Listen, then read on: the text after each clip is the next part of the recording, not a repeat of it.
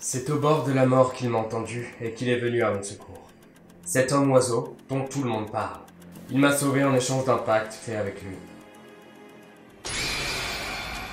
Et à présent me voilà aussi maudit que lui.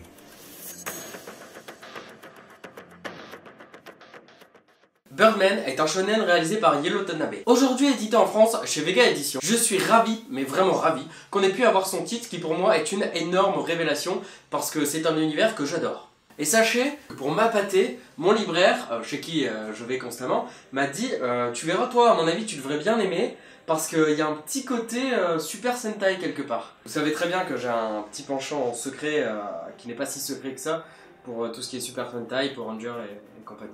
Est-ce que je dois vraiment m'en vanter? Je suis pas sûr, mais je le dis quand même. J'en ai pas honte. À une époque actuelle, notre jeune héros, Eiichi Karasuma, pas Eiichi le genre avec des trucs de cul et tout, je parle Eiichi, enfin c'est son prénom.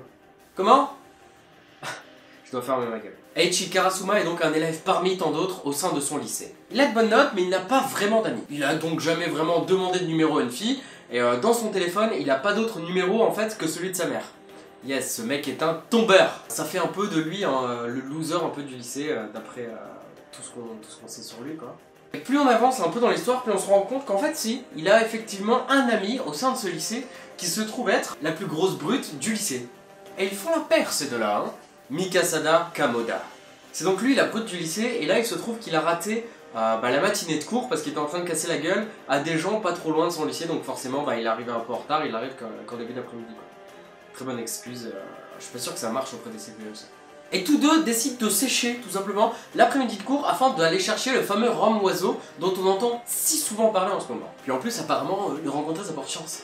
Et du coup ce mec balèze là, celui qui casse des gueules, il en a vraiment besoin lui de la chance parce qu'en fait à chaque fois il se fait remballer par toutes les filles qu'il essaye de draguer, hein, tout simplement parce qu'il est très intimidant et donc elles ont peur de lui. Une fois arrivés en haut d'un toit, ils feront la rencontre de deux nouveaux personnages qui seront bien évidemment très importants à l'histoire. Rei Sagisawa et Umino Tsubabe. Rei, lui, vient du même lycée que nos deux personnages principaux, et Umino, elle, vient d'un autre lycée qu'on ne connaît pas et qui n'est pas important à l'histoire. Après une brève discussion avec des chats, parce que oui, notre grand balèze, dès qu'il voit des chats, il peut pas s'empêcher de les prendre, de les caresser, de jouer avec, il adore les chats. Et il se fait tard, ça sert à rien d'attendre, l'homme oiseau ne sortira pas de son nid, et il est donc à présent l'heure de rentrer. Et comme par hasard, nos deux jeunes zigotos prennent le même bus que nos deux personnages qu'ils viennent donc de rencontrer. Et comme par hasard, ce bus est totalement vide, à part bien évidemment le chauffeur du bus. Mais bon, comme ils se connaissent pas vraiment, ils discutent pas, chacun fait sa vie. Et puis là, pas de bol, accident. Mince. Les quatre sont entièrement recouverts de sang et à l'article de la mort.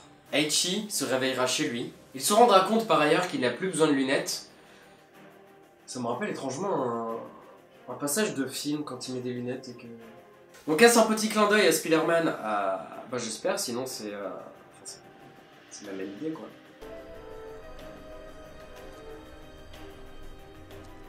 Et il s'apercevra un moment un peu plus tard qu'il a une étrange marque dans son dos, qui bien évidemment sera en lien avec un étrange pacte, qui bien évidemment sera en lien avec nos trois autres personnages, qui bien évidemment seront également encore en vie. Et bien évidemment le chauffeur de bus est quant à lui décédé.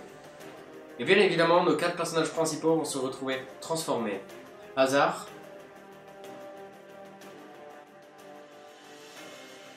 Est-ce que vous avez saisi un peu donc ce côté Super Sentai dont je vous ai parlé au début de la vidéo? 4 lycéens ordinaires, menant une vie ordinaire. Mais après un accident, celle-ci va donc se retrouver changée à jamais.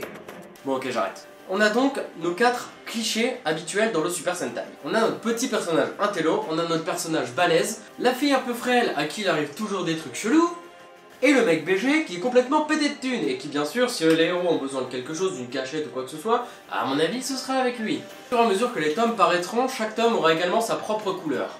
Encore un petit code du Super Sentai. Chaque personnage a sa propre couleur. Enfin voilà, les quelques petites touches de Super Sentai qui m'ont séduite et dont j'avais vraiment envie de vous parler. Scénaristiquement, cette série semble un peu banale et assez simple. Mais Yellow Tanabe joue extrêmement bien avec ses personnages, les rendant tous assez touchants et assez intéressants. Ils sont même d'ailleurs un petit peu amusants, sachez que j'ai rigolé en lisant ce tome et que j'ai pas forcément d'énormes facilités à rire quand je lis. Voilà, c'est un petit fait sur moi, c'est comme ça que je lâche. De bonnes surprises scénaristiques et un humour bien placé à chaque fois. Graphiquement, Yellow Tanabe reste une autrice que j'admire énormément quand elle a envie de se donner, j'ai l'impression. Parce qu'il y a des pages où quand on voit les personnages, c'est relativement simple, où il n'y a pas énormément de détails, et tu vas tourner, et là en fait, ça va être une page de dingue, bourrée de détails, complètement folle et complètement hallucinante, et je vais être là en mode, ok, bah pourquoi c'est pas toujours comme ça? Je me suis donc lancé dans ce manga totalement par hasard, sur les conseils donc de mon libraire, et j'en suis ressorti totalement charmé. Je n'en attendais pas vraiment grand chose, la preuve en est qu'au début je ne voulais pas l'acheter parce que le style graphique, il me plaisait pas vraiment tant que ça. Comme je vous l'ai dit, Yellow Tanabe avait un style qui pour moi était parfois trop simple, ce qui m'a pas mal freiné, parce qu'en ce moment j'adore lire des trucs avec full détail, on m'a dit scénaristiquement ça te plaira énormément. Yellow Tanabe a d'ailleurs choisi chaque nom pour qu'ils aient un rapport avec les oiseaux. Karasu pour le corbeau, Kamo pour le canard, je suis pas sûr que ce soit le meilleur oiseau possible, mais bon, soit, ok, j'accepte. Sagi pour le héron, Tsubame pour hirondelle rustique, Taka pour le faucon. Mais vous découvrirez qui est Taka en lisant le manga. Bon après c'est vrai que Kamo c'est le mec un peu ultra balèze et tout, et lui donner le canard c'est peut-être pas la meilleure idée non plus. J'aime l'esprit qu'elle dégage à travers son nouveau shonen, et je dis nouveau shonen parce que nous on vient seulement d'avoir le premier volume, et au Japon ils en sont à peu près à une quinzaine de tomes. Quant à nous, nous devrions avoir le second volume aux alentours du 12 mars 2020. Et j'espère donc que cette série continuera à me surprendre. En attendant, je vais vous laisser, parce que moi j'ai énormément de nouveaux titres à lire, comme The Promised Neverland que j'ai reçu il y a peu, et que je meurs d'envie de lire. Je vous ferai bien évidemment fin février, je pense, une vidéo comme j'avais fait sur mes achats. Je pense que c'est sympa, et visiblement ça vous plaît pas mal. Je vous dis donc à très bientôt pour une prochaine vidéo. Bisous sur les fesses. Tu fais un signe vraiment bizarre.